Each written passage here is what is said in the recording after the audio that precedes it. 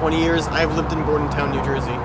For 13 years, Thomas Paine lived in Bordentown, New Jersey. The statue has been in front of my house for as long as I could remember, and I never really knew the significance of it. And I really wanted to find out.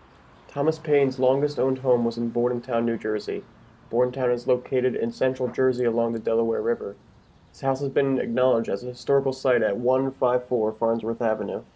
Thomas Paine is a fascinating figure for a number of reasons, but primarily I think because of the unexpected nature of here you have this Englishman who shows up sort of 2 years before the Declaration of Independence, and it's his essay, right? That's the most important one of the American Revolution. He wrote like nobody else, like nobody wrote like Thomas Paine. He uses the some form of continental in a 46-page pamphlet, more than 50 times, which is a lot.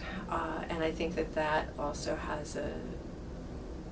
had an important impact on sowing this seed or the idea in people's minds that these 13 colonies could become a nation.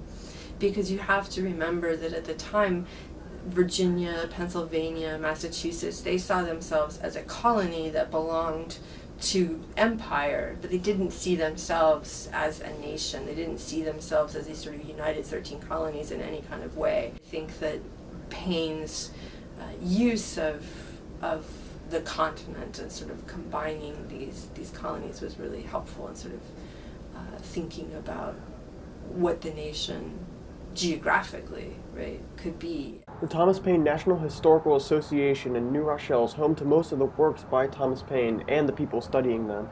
So I came to Iona College in New Rochelle, New York to find out more about Thomas Paine. Paine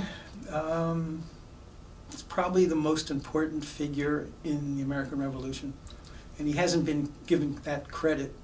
Certainly up into the 1990s, he was ignored as a influential American totally by historians.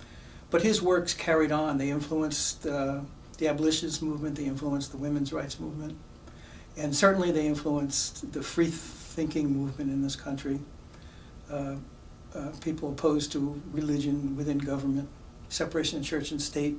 He influenced that movement strongly, and he also influenced the labor movement more than anything. They were the ones that kept Paine's name alive for decades. That's what I teach my students, what they're surprised about with Common Sense is that we celebrate it today, right? And rightfully so. However, at the time, people who were loyalists attacked it, right, as sort of crazy and absurd, and there are a lot of absurd statements in Common Sense. But what Paine's significant contribution was, I mean, he had breakthrough ideas in terms of political philosophy, in terms of government and constitutions, that we still haven't reached the level that he was talking about. But mostly his impact was he was able to talk to ordinary people and bring them into the political process. Up until Common Sense, that was unheard of, for ordinary citizens to actually take part in the government and lead the government. For more information about Thomas Paine and the National Historical Association, visit thomaspaine.org.